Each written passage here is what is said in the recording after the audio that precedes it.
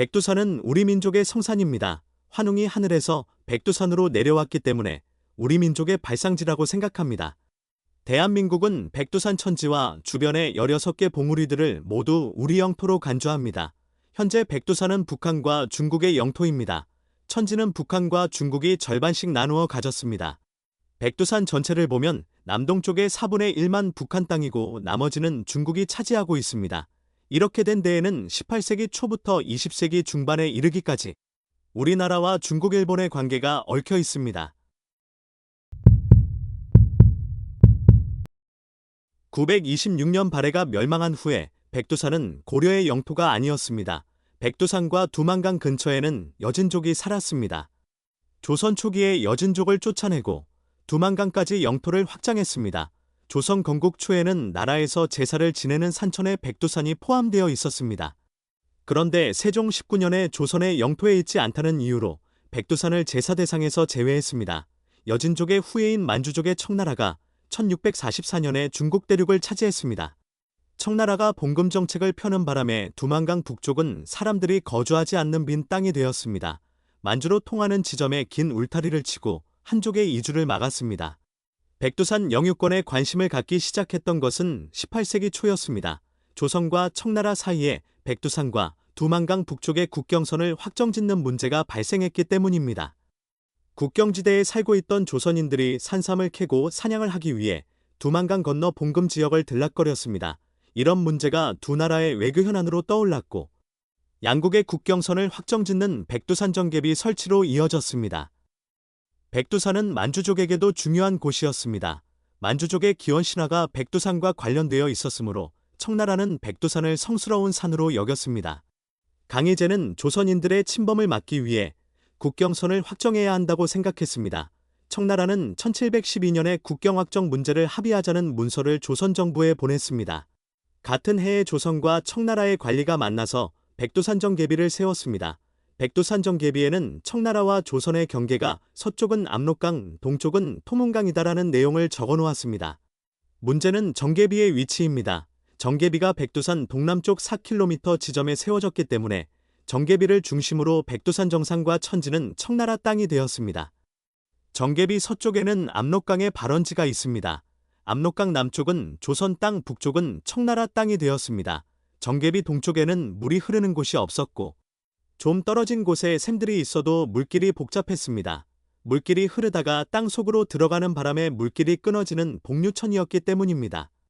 토문강이 어떤 강을 가리키는지를 놓고 조선과 청나라가 다르게 해석하는 바람에 뒷날 국경 분쟁이 벌어졌습니다.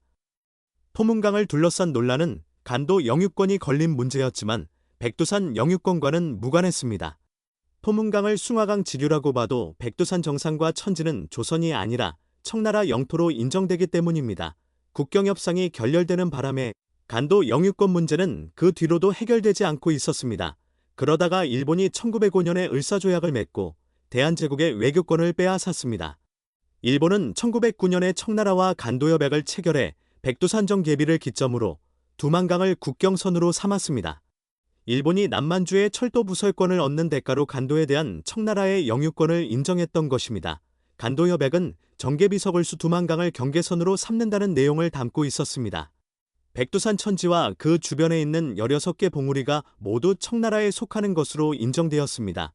대한민국은 을사조약에 근거한 간도협약을 무효라고 봅니다. 그런데 백두산 영유권은 북한과 중국의 국경조약이라는 또 다른 문제와 연결되어 있습니다. 북한도 간도협약을 인정할 수 없었습니다. 간도협약을 인정하면 백두산 꼭대기와 천지가 중국 땅이 되어버리기 때문입니다. 백두산은 북한 정권에 매우 중요한 상징성을 갖고 있습니다. 김일성이 일제강점기에 백두산에서 항일투쟁을 했다고 선전하기 때문입니다. 황장엽은 최고위층 출신 탈북자입니다. 황장엽은 1958년에 김일성을 수행해 중국을 방문했을 때 겪은 일을 회고한 바 있습니다. 백두산이 중국의 영토로 표시된 지도가 벽에 걸려있는 것을 보고 김일성에게 보고했습니다. 김일성이 중국의 총리 주올레에게 백두산은 예로부터 우리 영토라고 말했습니다. 중국이 백두산을 자국 영토로 간주하는 것을 받아들일 수 없다고 문제를 제기했습니다. 주올레는 중국과 북한이 국경선을 확정할 때 천지를 나누어 가지면 어떻겠는가라고 제안했다고 합니다. 북한은 1950년대 후반 중국과의 국경 확정 문제를 유보해놓고 있었습니다. 김일성이 1956년 친중 세력을 숙청하는 바람에 중국과 갈등 관계에 있었기 때문입니다. 1960년대에 접어들면서 국제정세가 국경 문제를 확정짓는 데 유리하게 바뀌었다고 판단했습니다. 1950년대 말부터 중국과 소련의 분쟁이 격화되었기 때문입니다. 북한은 1962년에 국경 문제를 확정짓자고 중국에 요구했습니다. 중국은 북한과의 국경선은 간도협약에 따라야 한다고 생각하고 있었습니다. 1957년 중국에서 발행된 지도에는 정계비 서걸수 두만강을 국경선으로 그려놓았습니다. 백두산 정상과 천지는 모두 중국 영토로 표시해 놓았습니다. 북한은 간도협약 중에서 두만강 발원지에 관한 부분을 수정해 백두산 정상과 천지에 대한 영유권을 갖기를 원했습니다. 김일성과 주올레는 1962년 10월 조중 병계조약을 체결해 압록강과 두만강의 국경선을 확정지었습니다. 1964년 3월에는 병계조약에 관한 의정서를 체결해 백두산의 국경선을 확정지었습니다. 간도협약에 따라 정해진 백두산 정상과 천지에 대한 영유권이 변경되었습니다. 백두산 정상과 천지를 북한과 중국이 나누어 갖기로 했습니다.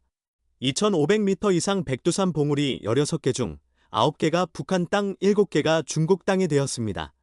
백두산의 국경선은 천지를 둘러싸고 있는 산마루의 서남쪽에서 동북쪽을 그은 직선으로 정했습니다. 천지는 절반씩 나누어 갖기로 했습니다. 실제로는 북한이 천지의 54.5%, 중국은 45.5%를 가졌습니다. 백두산 동쪽 국경선은 백두산 정계비, 서글수 두만강보다 북쪽인 천지 중앙 홍토수 두만강을 잇는 선으로 그어졌습니다. 이전까지 백두산 정상과 천지는 중국의 영토였지만 북한은 그 일부를 되찾아왔습니다. 간도협약과 비교해 되찾은 영토는 약 280제곱킬로미터입니다. 현재 북한 지도는 백두산의 국경선을 이렇게 표시합니다. 국토지리 정보원에서 2018년에 발행한 북한 지도집은 천지를 대한민국 영토로 표시해놓고 있습니다. 우리나라 사람들은 백두산과 천지가 모두 우리 영토라고 생각합니다. 하지만 이런 생각은 국제법과 무관한 관념적인 영토 인식입니다. 간도협약 무효화는 백두산 정계비의 내용을 전제해놓고 토문강에 대한 해석을 문제 삼습니다. 간도협약을 무효화하면 천지와 백두산 정상을 모두 중국의 것이라고 인정해야 합니다. 어떤 사람들은 김일성이 백두산과 천지를 중국에 팔아먹었다고 비난합니다. 6.25 전쟁 때 중국이 지원해준 것에 대한 보답으로 백두산과 천지를 넘겨주었다는 겁니다. 1993년에는 여야 국회의원 261명이 백두산 영유권 확인에 대한 결의안을 제출해 백두산 영유권을 원상회복시키라고 요구했습니다. 김일성이 6.25 전쟁을 일으키고 수령 독재를 한 것은 비판해야 합니다. 하지만 백두산 영유권 문제를 놓고 김일성을 비난하는 것은 이치에 맞지 않습니다. 김일성은 백두산 최고봉인 장군봉과 천지 일부를 되찾아왔습니다. 백두산과 천지 일부가 중국에 귀속된 것은 안타까운 일입니다. 하지만 역사적 맥락을 살피지 않고 일방적인 주장만 하는 것은 곤란합니다.